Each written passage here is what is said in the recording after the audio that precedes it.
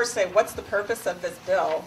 I don't see the purpose of having a bill like that. And the only exception I might say is if there is a medical condition that might be specific to Koreans or whatever for some reason, and there's a purpose of medically that you might need to, it might help that ethnic background. And I would say that that might be something that I would look at. But I really don't see a purpose right now. I would not support legislation in that area.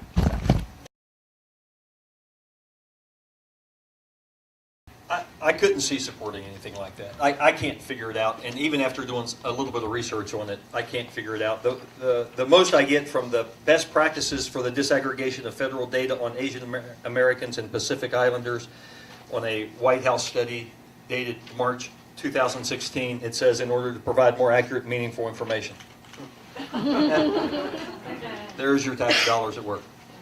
More accurate and meaningful information. So I have always driven my bosses nuts by demanding, why? In the military, you don't get away with that a lot.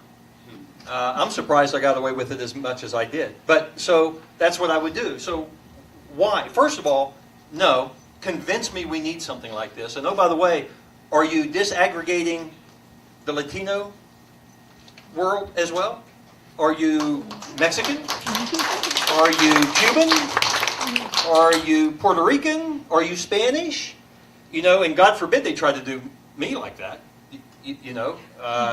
European what?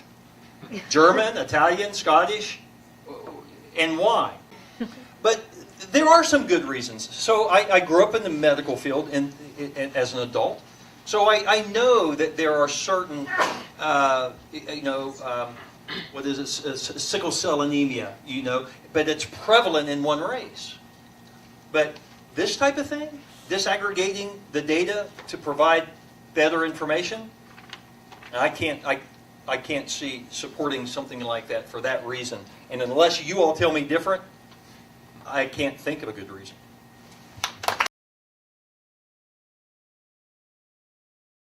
Treat. I'm an attorney, and I will give you a straight answer.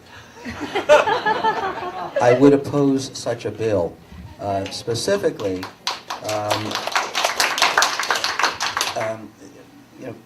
having the government collect any of that type of data, again, except for perhaps health issues, Tay-Sachs is an issue, sickle cell anemia, things of that nature, which you've already heard about.